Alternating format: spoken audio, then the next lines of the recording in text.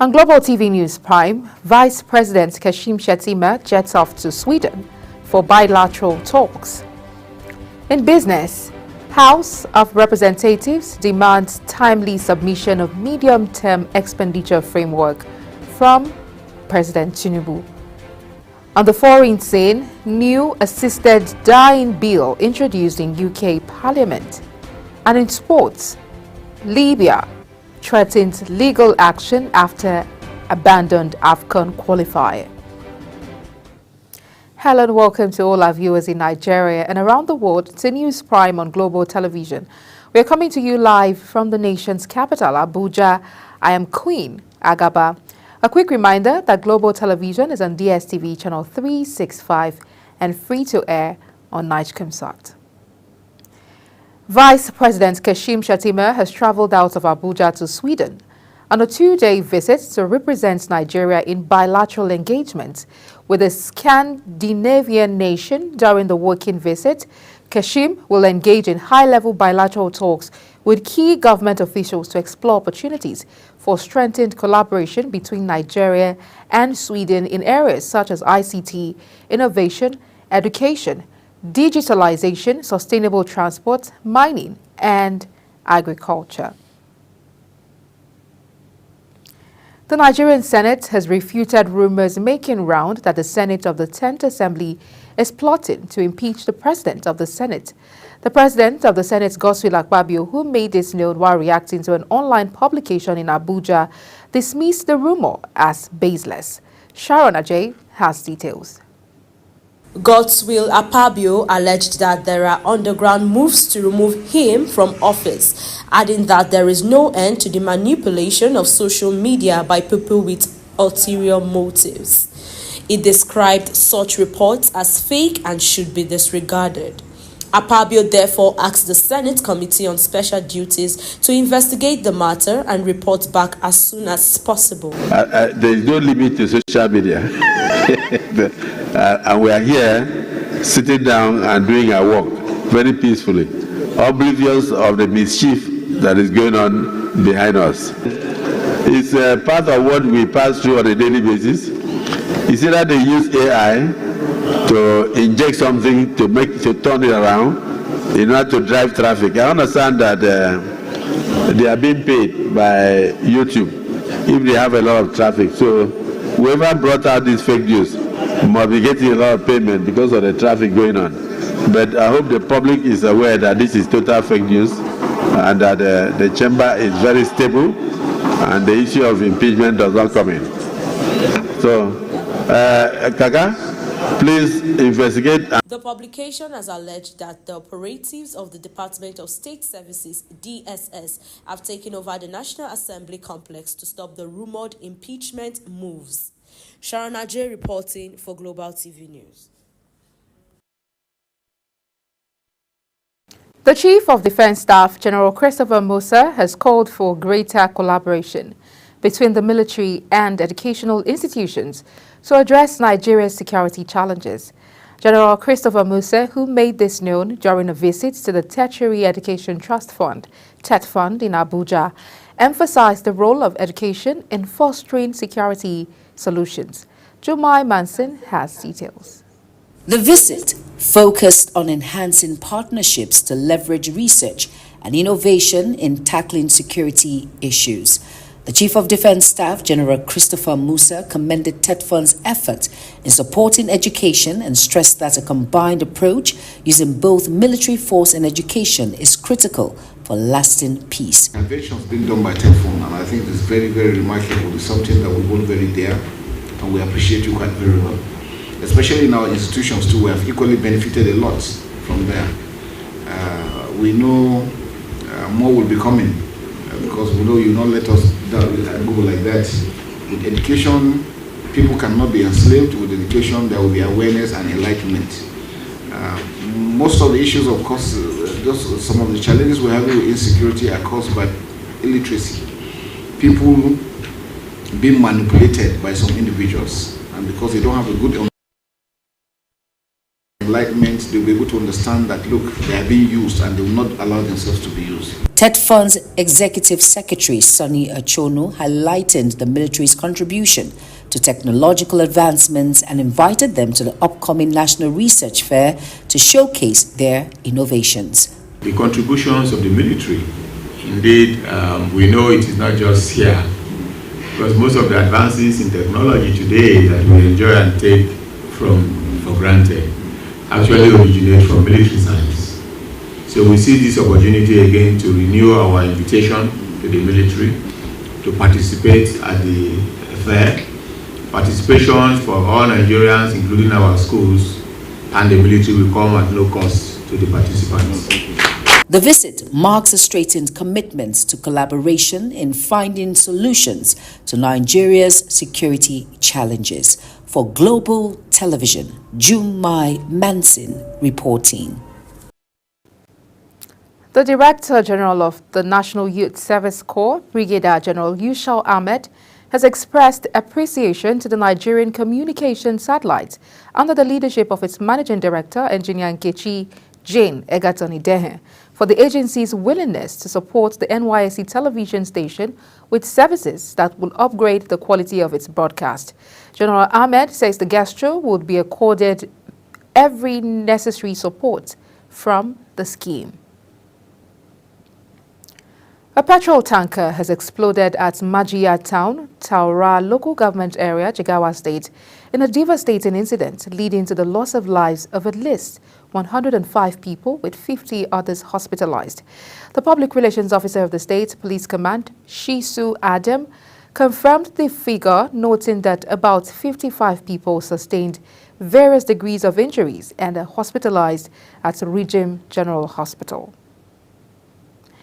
Minister of Finance and Coordinating Minister of the Economy, Wale Edun, says that the increase in Nigeria's revenue recorded in the 2024 fiscal year is being strategically allocated to various social intervention programs aimed at improving the living standards of citizens and addressing pressing societal needs. Speaking at a panel session titled during the 30th Nigeria Economic Summit in Abuja, Edun says the increased revenue is primarily being used to finance social programs focused on mitigating the impact of essential but challenging reforms that have affected the cost of living. The minister noted that the social investment program is targeted at impacting 60% of the poorest, reaching 20 million persons. He also revealed a comprehensive proposed agenda for economic reform, which aims to reduce inflation, create jobs, and stimulate growth in key sectors of the economy. In recognition of the 2024 Savicom Week, the Commissioner of Police, Imo State Command, CP Aboki Danjuma, has organized a security meeting with community leaders, civil society organizations, and stakeholders across the state. Our Imo State correspondent, Amarachi Ibe, reports that the meeting is aimed at strengthening police-community relations in the state. The meeting aims to strengthen relationships and evaluate the quality of police service delivery in the state. Representing the CP, this CP Saroju Mohammed says the program is to further enhance police-community relationships among residents in Imo State. The program is to enhance public-community relations and to evaluate the quality of service police rendered during the past year. Trust is the foundation upon which effective policies is built. It fosters cooperation, encourages crime reporting, and ultimately creates a safer environment for all citizens. The police commissioner also appealed to the citizens to provide information to the police and assured Imo citizens of continuous engagement in affairs of the police and better security for the people. Accountability and transparency must guide all our actions. It is crucial that the established accessible mechanisms for reporting any police misconduct. Integrity in our engagement not only protects our citizens but also upholds the dignity of the police force. As we move forward, I assure you that the feedback gathered on this session will be instrumental in favoring future policies and reforms. Some of the stakeholders at the event bears their mind on what they expect from the police. And the police, ably led by the CP, Danjuma, has promised that there will be a lasting solution to these problems, that there will be a way, and there's going to be a platform that the youths will communicate with the police and give information, and that synergy will also be there for them to work together as a team. The IGP has said it without missing words that anybody extorting money with police uniform and gun is an open robbery. It's an armed robber because they are forcing people to part with their hard-earned money. So all of us, the press, PCROC, all organizations must put hands on deck to ensure that today and tomorrow, this harassment of our children, this extortion on the road, giving change, must come to an end. If you don't report them, they think it is their right. It is not their right. With the assurance of the Imo State CP that the feedback gotten from the event will be instrumental in shaping future policies and reforms, the people of Imo State await the implementation of the outcome. From Owerri, Amarachi Ibe, reporting for Global. The Inspector General of Police, Kayode Egbetokun, says no fewer than 10,852 suspects were arrested between July and October 2024. He disclosed this during a strategic meeting with commissioners of police and other senior officers in Abuja. Kike Lomo Okere completes the report.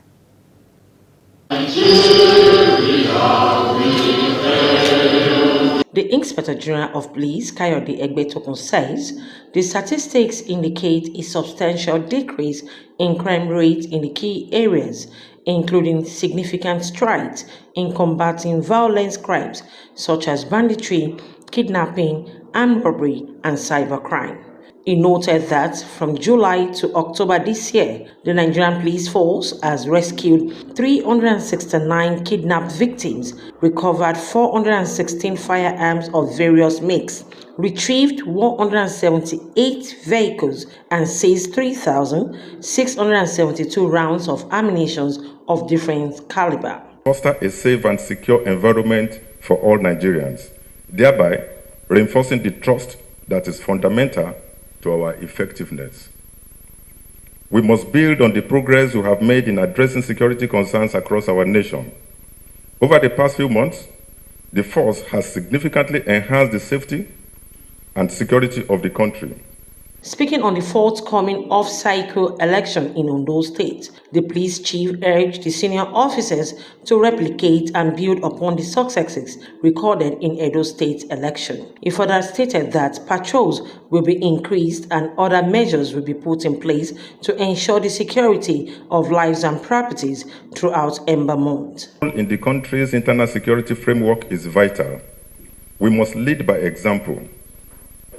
With the upcoming off-cycle gubernatorial election in Ondo State, the local government council elections nationwide, and the challenges of the current Ember months, our vigilance and commitment to enhance security are paramount. Together, let's strive to foster a safe and secure environment for all Nigerians. As the festive season approached, the Inspector General of Police further urged the senior officers to intensify efforts to secure all areas, particularly urban and semi-urban centers, major highways, as well as to collaborate effectively with other security agencies and stakeholders to bolster security nationwide. Kike Lomo Okere, Global Television News. The federal government has appointed the Pro-Chancellor of Ahmadu Bello University Zaria, Dr. Mahmood Ahmed, as the chairman of the 2009 Federal Government Renegotiation Committee with university-based staff. The inauguration of the committee, which is the fourth in 7 years, took place in Abuja. It reported that the federal government would inaugurate the fourth renegotiation committee to discuss the demands of the Academic Staff Union of Universities. Indigo dyeing is an ancient tradition in the northern Nigerian city of Kano. However, a dwindling number of customers and cheap imitations are threatening the centuries-old industry. Many dye sites have shut down, and those still operating have seen both their production and incomes cut by more than 70%. In this report, Global Television's correspondent Idris Jibrin visited the Kano's 500-year-old dye pit and now reports. For half a century, indigo dyeing is all Dang Asabe Abubakar has known. It's a trade that has been passed down from one generation in the family to another. But in the last decade, he and others in Kano dye pit have watched helplessly as the business struggled and incomes disappeared. Well, there are so many challenges. As you can see, there are so many pits operating here, but today we have only few of them. But low patronage is not the only threat to these people. Clothes making technology have changed over time, but not at these dye pits here in Kano. The ingredient and skills used in 1498 still remain the same today. Just 2 decades ago, there were 148 dye pits here. Now only 14 remain. The dumping of chemically treated fabric here, like in most African markets, is a major source of concern for local producers. So since during the Obasanjo region, Obasanjo has given Chinese to allow to come to Nigeria to take our own work to send to China. The Chinese product, after Chinese people producing our own product here in Nigeria from China to send it back here and sell it in the Kantun Kori market. So that is our problem we are facing since 2003. Many buyers prefer 100% organic indigo dyeing, but with fewer tourists coming and exports slowing down, producers are struggling to convince local to buy from them. Now we are in bad situation of our economy in Nigeria. So Nigerian people, I'm calling them to come and join hand in this to saving Nigeria in this problem. There is widespread concerns here that soon, even the few pits that remain will also have to close down, bringing to an end a more than 500 years of history. From Kano, Idris Jibrin, reporting for Global. Many thanks, Idris Jibrin, for that report. The Joint Action Committee of the Senior Staff Association of Nigerian Universities and the Non-Academic Staff Union of Universities and allied institutions has strongly condemned the inauguration of the Renegotiation Committee set up by the federal government. The committee, inaugurated in Abuja, is tasked with renegotiating the 2009 agreement between the government and university-based unions. In a joint statement signed by SANU, President Mohammed Ibrahim, and NASU counterpart Peter Adeyemi, the unions described the event as a charade, accusing the government of prioritizing the Academic Staff Union of Universities while sidelining other unions. Senator representing Kano South, Sumaila Kawu, has advocated that elective and appointed political office holders be subjected to drug tests before assuming office. Contributing to a debate on the floor of the Senate in Abuja, Senator Kawu alleged that political leaders buy drugs for their supporters during elections. Global Television brings you details. Senator representing Kano South, Sumaila Kawu, alleged that most security operatives are drug peddlers. Senator Kawu added that the Hydra-headed problem of drug trafficking and consumption has eaten deep into the fabric of the society. I am happy if all of us can swear with the Holy Quran that they are not in any way in support of drug abusers or intoxicating youth in their constituency to take drugs for their political. And Mr. President, we need, whether we are allowing this bill to continue to have an agency or we are strengthening LDE, we need to create a situation where before contesting election or before taking appointment at whatever in government level, you must go for drugs test. Senator Rufai Sani, representing Kano Central, made declaration in a debate on a bill to establish a National Institute for Drug Awareness and Rehabilitation to coordinate and promote awareness, prevent substance abuse, and facilitate the rehabilitation of drug users. Is to raise public awareness about the dangers of drug abuse and illicit drugs, drug trafficking.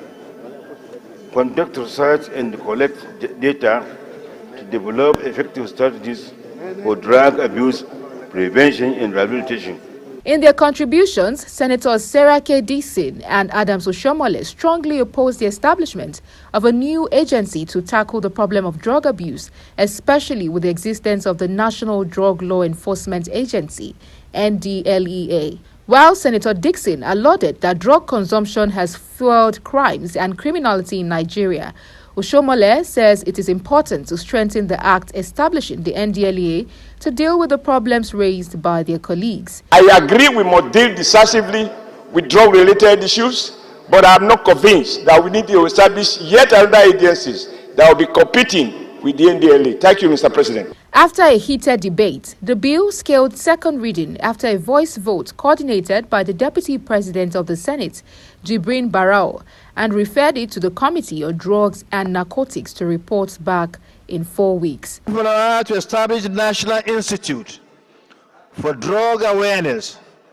and Rehabilitation to coordinate efforts in promoting drug awareness, preventing substance abuse, and facilitating rehabilitation of drug users, and for related matters, 2024 second reading taken.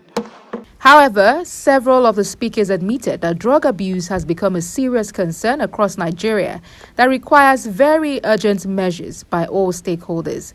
For Global Television, Queen Agaba reporting. In business, the House of Representatives urged the federal government to urgently transmit the medium-term expenditure framework to the National Assembly to avail lawmakers ample time to work on the 2025 appropriation bill. This is as the lawmakers drawn across party affiliations expressed displeasure at the practice of delayed presentation of annual budget proposals to the Parliament, leaving the lawmakers with little time to do a good job. The resolution of the House followed the adoption of a motion of urgent public importance moved by Mr. Clement Jimbo. The federal government, through Transmission Company of Nigeria, says it would investigate the cause of the multiple power grid collapses that occurred on Monday and Tuesday this week. The Minister of Power, Adebayo Adelabu, says there was no such thing as a grid collapse, but a trip-off. The Transmission Company of Nigeria says the national grid experienced what it called a partial disturbance on Monday, noting that efforts to fully recover the grid were still ongoing. On the foreign scene, the Israel Defense Forces have confirmed that they have hit Nabatea in southern Lebanon. 5 people were killed by airstrikes, including the city mayor. The targets include terrorist infrastructure sites, Hezbollah command centers, and weapons storage facilities, which were embedded by Hezbollah adjacent to civilian infrastructure, exploiting the civilian population as a human shield. A new proposal to legalize assisted dying in England and Wales is introduced in the UK Parliament, sparking concern from senior church leaders and opponents about the implications of allowing the terminally ill to die on their own terms. Lawmakers in the House of Commons will get a free vote on Labour MP Kim Leadbitter's terminally third adult end-of-life bill, allowing them to vote with their conscience rather than along party political lines. Currently assisted suicide is banned in England, Wales and Northern Ireland with a maximum prison sentence of 14 years.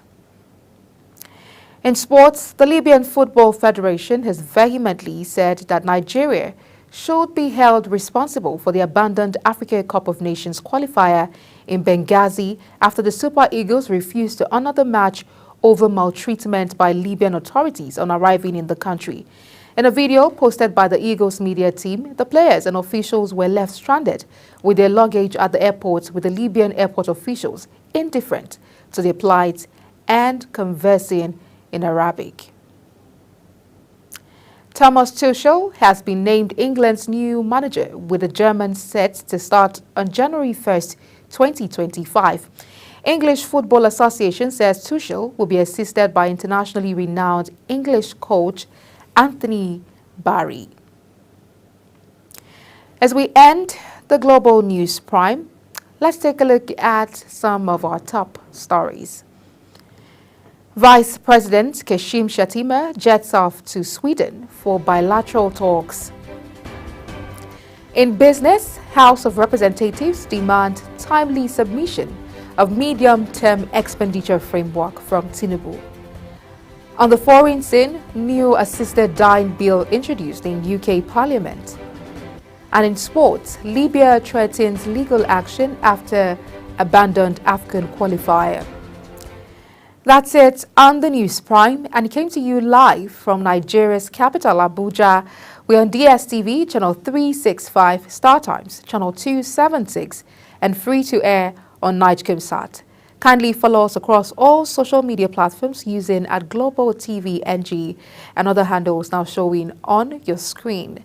I'm Queen Agaba. Thank you for watching and see you again.